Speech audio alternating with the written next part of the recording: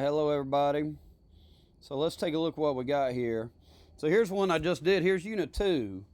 All right. So let's imagine that you got Unit 1. Let's go ahead and do Unit 1. And let's look what I got. So Unit 1 is uh, is 1491. So that's the year before Columbus, right? 1491 to 1607 to Jamestown. Okay, so think about that for just a second. And go ahead and put your, get you another paper going here and put your left-hand column. But I'm going to switch things up for this very last one. All right, so here's what I'm going to say about it. So, take 10 minutes and write down your stuff on the left-hand column. All right, here's what I'm doing. I'm going to chapter 1 of the of American Pageant. And it's not going to be all of chapter 1. So unit 1 is extremely small. That guy Adam Norris, he says every period in 10 minutes. Well, unit 1's the only one he does in 10 minutes. And it may be shorter than that, maybe 8 minutes. So I'm going through this and so you decide what to write down there. You can check it. Don't write down everything. It may be that I go through it, then I put some stuff in the middle there. All right, because it's not all of this. It's not even all of chapter 1. It's certain key parts of chapter 1, and I wouldn't say it's this stuff at the beginning. So, the first people came, you remember this, they came across, Bering Gia, if I can find, do I have a cursor somewhere? There it is. All right, they come across Bering Gia, and they're hunter-gatherers, and, they work their way down. And they stop when they learn how to farm. All right, so we had a good time talking about human sacrifice and the picture ad. Where's that at? El Poblito. And there she is. Yada yada yada. They've got these corn, beans, and squash are the kind of 3 most important things that allow them to settle down, and they form these civilizations. All right, so Maya Incas and the Aztecs. And so we'll hit those. We'll hit those. I think they're probably most important to us for maybe the conquistadors. See what Adam Norris says, but he does spend a lot of time with these Central and South American tribes. We're kind of familiar with them. They got big empires, and they've got advanced civilizations, but they're awfully brutal with the human sacrifice and that sort of thing. All right, so it's not the most important one. Okay, so it's in North America where we want to look at Indians prior to 1491. And remember, the North American Indians settled down later, so they weren't as advanced as the Central and South American Indians. So the Pueblo were first, here in the Southwest. It's on his video. These folks right here with a Great Basin. So it's sitting right there. I don't know. I'm didn't see much in American Pageant about that, but I added that because the Utah Indians are, the Ute Indians. Utah's named after them, so that's where they were. All right. Okay. Now these 2 are pretty important, right? Because they're going to be the tribes we deal with in the French and Indian War. So the Algonquins are up here, including the Huron. Remember, that's who Champlain's going to be friends with. And so they're up here. And the Iroquois are in New York. So remember the Mooks, Mohawk, Oneida, Onondaga, Cayuga, and Seneca. And Seneca Falls, New York.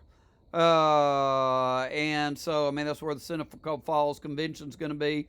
The ladies' convention, the women's rights convention. So they're in the New York area. And they're going to be the ones, because Champlain's going to make friends with these folks, he ends up kind of enemies with the Iroquois. So the Iroquois kind of sided with the British against the French in the French and Indian War. All right, but you got these 2 tribes here. All right, and the Iroquois were Confederacy. They banded together for the purpose of making war. They were I don't know. They're thinking that they were matrilineal. They traced their heritage through the mother rather than the father. Okay, and then you got others. So you got the Plains. Let's go to the Plains first. Remember this one? So part of the Columbian Exchange, I'm going to go ahead and say the thing from this chapter is Columbian Exchange. So, like, dealing with all the tribes feels a little bit preliminary. I mean, we're doing it. You got the mound builders, as far as close as the Etowah Indian mounds in Cartersville over here. Cahokia,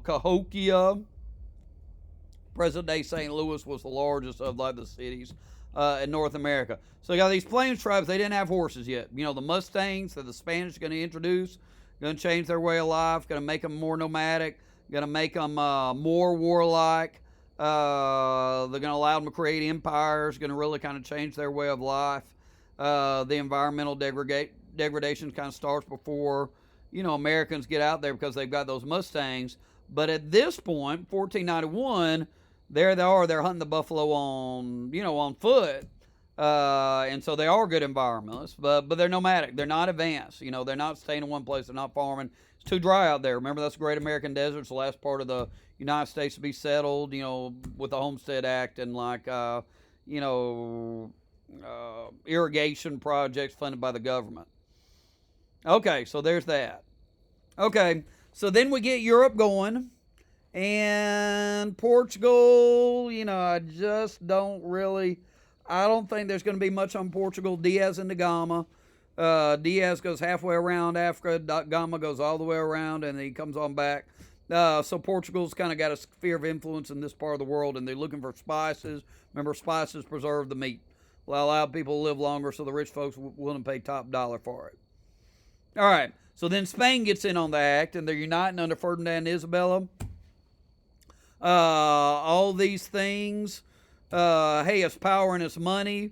It's kind of curiosity. The Crusades and the Reformation, so there's religious stuff. So they're going exploring. All right, and so then here comes Columbus. All right, Columbus goes back and forth a bunch of times. He didn't know the size of the world. He misjudged it. He died thinking he had been to Asia. He called the people Indians. Mistreated them. Okay. Now look at that. That's 3. Is that right? Boom, boom, boom. Look at that. That's 3. It all comes down to part number 4 here. So you got the people here, and they're where they are. And I would say, the fact that they were nomadic and they settled down and that they're farmers. And then the tribes we ought to know about, probably the Iroquois and the Algonquin, and maybe the Plains. All right. But here's where it's at. Columbian Exchange. This is by far the most important thing in Unit 1. What these two groups, Unit 1's about 2 groups, the Indians and the Spanish, and how they're interacting and what they're bringing at each other. All right, so remember, what the Spanish are getting tends to be healthy. Potatoes, tomatoes, corn, beans, squash, pumpkins. Those potatoes are going to make the Irish way of life, and then when the potato famine comes, it's really going to screw them up. But it's going to have a population explosion in Europe, and we've seen graphs with shows the population of Europe going up. And then, the bad, so I mean, let's take note, livestock, cows and Mustangs, the horse is going to be a big deal. There's some food there, but, the big thing's the disease. And, hey, we know all about disease. And so, I mean, this one, I thought a little bit, during the age of coronavirus, the time of the virus, some people called, I thought about the Indians, and, especially what is it that we talk about, herd immunity. The Indians didn't have herd immunity in these things. And so what we're trying to do, over time has developed this herd immunity to this new disease here. All right, but I mean, Columbian Exchange, that's where it's at. You got to know the Columbian Exchange, know a few details: corn, beans, squash, potatoes, tomatoes,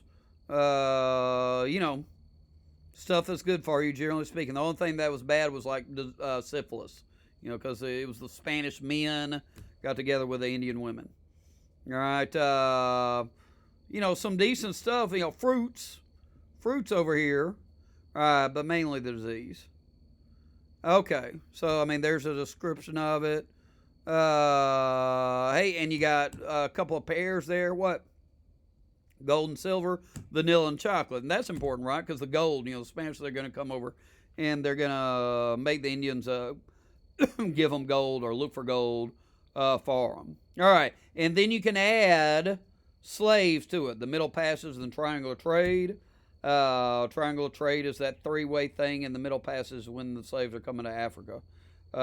Coming from Africa to the Americas. And remember, more of them come to like Central and South America than to North America. Okay, so you get the conquistadors going. Magellan goes around the world. Ponce de Leon's looking for the Fountain of Youth in Florida. All right, De Soto, was the worst one. He's got like the war dogs. Okay, and then here's the other. So Cortez and Pizarro defeat the big empires. Here's the other big one I would say out of this. Black Legend. I'd say your top two out of this chapter are the Columbian Exchange, and there's not a close second. But the distant second is going to be the Black Legend. So Las Casas is talking about how awful the Spanish are, and there's some truth to that. But remember what happens with the Spanish is over time, there's that Pueblo revolt, and they intermarry, and they become a little more respectful of Indian culture. And so the Hispanic culture is a blending of Spanish and Indian cultures. And Hispanic ethnicity is that. All right, so you have this. You've got this treaty that divides the world, and so the Spanish, easy to forget, just kind of controlled the Southwest. Founded St. Augustine, 1565. So their first successful settlements before the first Spanish, or first English or French settlement. And then they get all these missions out in the Southwest, but it's dry. Don't find gold out there. So that Southwest is sparsely settled. When the Mexican-American War comes along, California, Texas, still sparsely settled. But you want to know, I think this slide's kind of important. The encomienda, the Spanish crown kind of gave Indians to Spanish conquistadors who came over. And so, it was the Indian slave system. Problem was the Indians didn't live very long. The mestizo, so the mestizos were the blending the Indians and the Spanish men. The Spanish men didn't bring their wives with them. And you got the missions in the Southwest. And if some city in the West starts with San, chances are it was originally a Spanish mission out there. All right. Pueblo Revolt, 1680. So it's in period 2, but in terms of its significance, kind of period 1, because it's the thing that forces, like, other than the Battle of Little Bighorn, it's like the only real big Indian win in a big struggle. And then the other thing it is when the Pueblo allow the Spanish back, they say, well, you got to respect our ways and our religion. And so that's kind of the beginning of a more respectful Spanish approach, which means that the Black Legends are not exactly true in the sense that the English ended up being worse to the Indians than the Spanish were. The French are the best of the Indians because there's not many French. So if you rank them, the French are the nicest. Spain start out Black Legendy, but they're trending Frenchy, trending towards the treatment that the French are doing, and then the English just see them as savages and so forth. So you can do American identity there. And so they have no problem, taking their land and killing them, as we see, with all the different interactions between the English and Indians. So there's, some Las Casas stuff with the Black Legend. And then that's it. Hey, boom, boom, boom. Then you're looking at, okay. So if we were to go over here, and let's see if I'm talented enough to get rid of all this stuff. Can I do that? No. You're not, Dr. McKenzie. You hit a button and the whole thing disappeared. Let's try it again. Come on. I don't have a mouse. So I'm just really stupid with a laptop computer. Okay.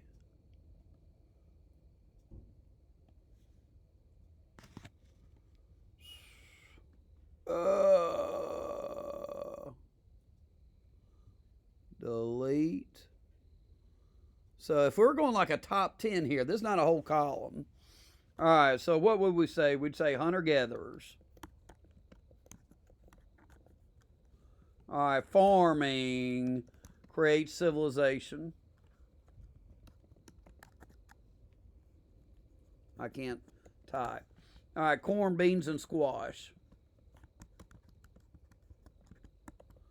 I don't really think we get bogged down talking about Aztec. Here, we'll say empires. We won't spend much time with it.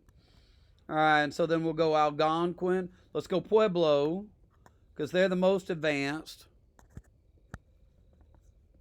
So you're really getting a fourfer. You're getting you. You're getting me twice. Then you're getting Adam Norris. All right, Algonquin, and then Iroquois. And they're fun and very relevant because they're coming back. All right, Mooks, Mohawk, Onana, Onondaga, Cayuga, Seneca. All right, mound builders, and then the plains. The plains, they don't have horses. All right, so I mean, here, let's make this like, can I capitalize? Here we go, Columbian Exchange. And yeah, the details: corn, beans, and squash, potatoes, tomatoes, vanilla and chocolate, gold and silver. Yeah, and disease and livestock and fruit going the other way. But more importantly than the details, population, the effect on population. The nutritious stuff is jacking up the European population, and the disease is killing the Indians. All right, and then we go Black Legend. So we got, I don't know, we'll say conquistadors. But then Black Legend. Las Casas comes up with that. You know, and then we go the Spanish missions. Encomienda. Hacienda is a ranch in the Southwest. Encomienda is the Indian slave system. And you got the missions, and then the Pueblo Revolt. So it doesn't get an entire column because it's not as much stuff. All right, so hopefully that was right about 10 minutes. You know, I don't want that to have been too long because it's just one chapter. It's by far the smallest of the units.